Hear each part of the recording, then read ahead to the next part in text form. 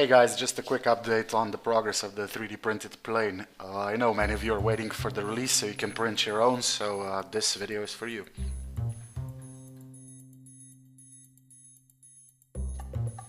Many things are new. The design is basically made from scratch.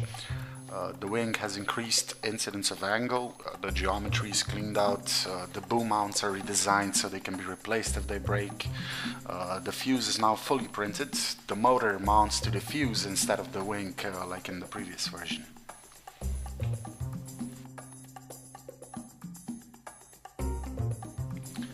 I use a Cosol XXL printer and I included a test file in the description of this video, so feel free to print it and let me know how it worked out for you.